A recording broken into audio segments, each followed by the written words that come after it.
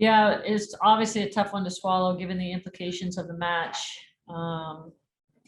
Clearly we started off great and just couldn't maintain the momentum, and giving up the goal right before halftime, clearly not ideal. Still felt like at halftime we were very much there for the taking as far as being in the game. I just think I think there were just some opportunities that we didn't take advantage of, and they took advantage of theirs.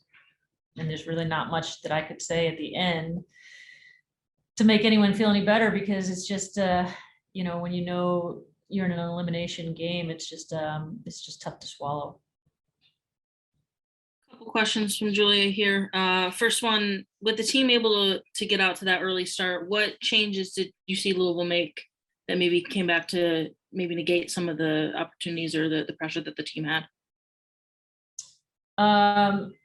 Say the question again. With the team getting out to such an early start, what changes was Louisville able to make to build that comeback? I'm not sure so much it was changes. I mean, their first goal was a little bit self-induced by us, so I'm not sure that was anything that they particularly did.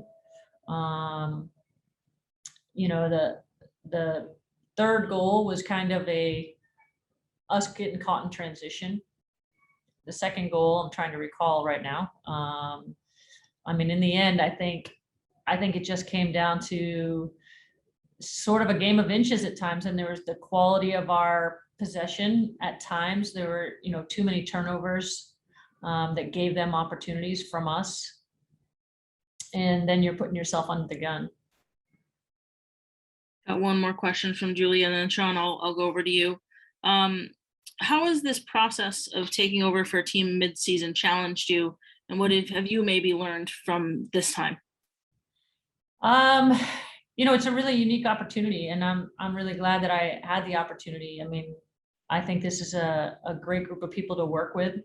As you can see, even evidenced by the game, nobody quit.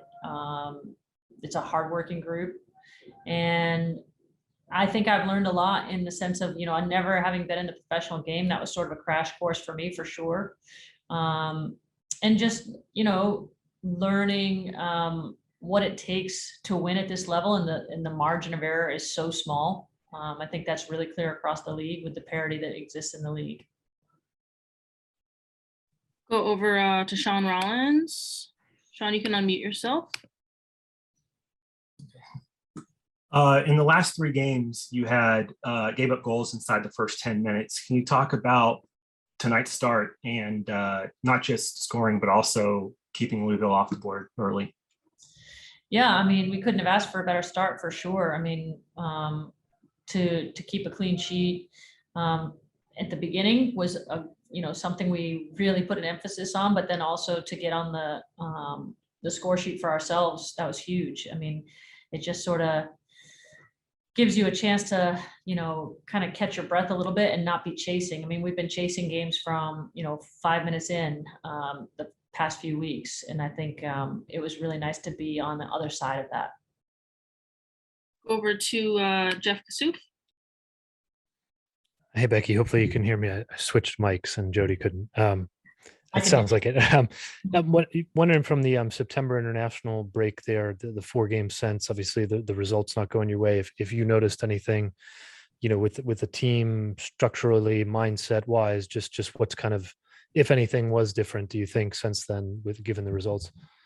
That's a good question. I think probably need to go back and historically evaluate some of that from a data perspective. I don't think it was mindset. I think this team came out every day to train hard, and I think they were in the right mindset. So I can't give you a specific answer on that.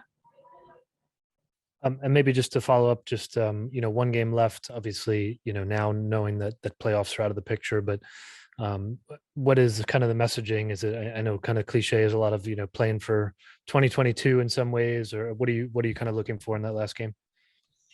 Well, for me, you always finish what you start, and we don't let the situation affect our effort. or our intensity or our focus. You know, and that's a choice we're going to have to make. And I'm very confident in this group to be able to make that choice, because I think that, you know, they're professionals, not just in the, you know, the true sense of the word, but like in their actions. And I think that'll be demonstrated from the moment we get back on the practice field.